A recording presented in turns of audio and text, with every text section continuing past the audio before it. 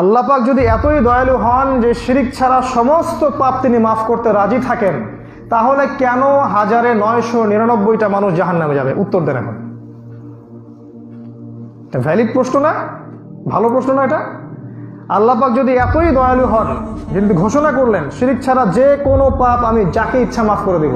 হাদিস আল্লাহ পাক বলছেন, হে আদম সন্তান, আকাশ জমিন সমান পাপ নিয়ে যদি আমার সাথে সাক্ষাৎ করো, আমি তোমার সামনে আকাশ এবং জমিনের সমান ক্ষমা নিয়ে সাক্ষাৎ করব। শিরিক তোমার আমল নামায় না থাকলে আমি তোমাকে মাফ করে দেব। তোমার আমল নামায় শিরিক না থাকলে আমি তোমাকে মাফ করে দেব ইনশাআল্লাহ। যে ব্যক্তি হৃদয় থেকে তাওহীদের স্বীকৃতি দিবে, লা ইলাহা ইল্লাল্লাহ, ইনশাআল্লাহ তাআলা একদিন না একদিন সে জান্নাতে যাবে। তাই যদি হয়, তাহলে কেন 999টা মানুষ জাহান্নামে যাবে? উত্তর বলেন, কি হবে? কে বলতে পারবেন? বুঝতে পারেন নাই? উত্তর হচ্ছে এই, নিঃসন্দেহে ওই 999 জন মানুষের আমল নামায় একটা পাপ থাকবে, কমন পাপ। সে পাপটা কি? এবার বুঝতে পারছেন? এছাড়া যদি অন্য কোনো পাপ থাকতো, আল্লাহ পাক চাইলে কি মাফ করতে পারতেন না? পারতেন। তার মানে বোঝা যাচ্ছে তাদের আমল নামায় মূল কোন পাপটা থাকবে? শিরক।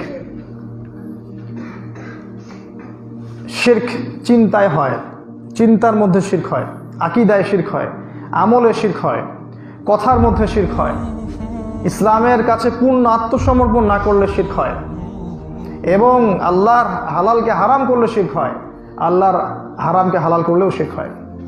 শিরক ব্যক্তি পর্যায়ে হয়, পরিবারে শিরক হয়, মসজিদের ভিতরেও শিরক হয়, মানুষকে দেখানোর জন্য নামাজ পড়লে এখানেও শিরক হয়, মাজারে শিরক হয়, নজর মান্যতে শিরক হয়, দোয়ার ক্ষেত্রে শিরক হতে পারে, তাবিজ কবতে শিরক হতে পারে, জাদু টোনায় শিরক হতে পারে, শিরকের ছড়াছড়ি আছে।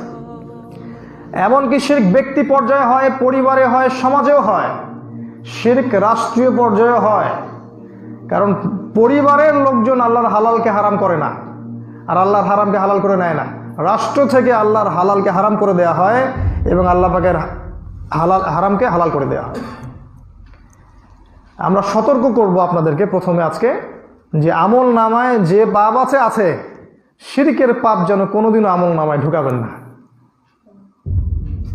শিরকের পাপ থেকে তওবা না করে কেউ যদি মারা যায়, কোরআন এবং হাদিসের শক্ত দলিল যে সে ব্যক্তির জাহান্নামে যাওয়ার সম্ভাবনা 99%। আমাদের নবী মুহাম্মদ সাল্লাল্লাহু আলাইহি ওয়াসাল্লামকে আল্লাহ পাক বলেছেন, লা ইন আশরাকতা, ইভেন তুমি যদি শিরক করো, হে নবী তুমি যদি শিরক করো, লা ইয়াহবাতান্না আমালুকা,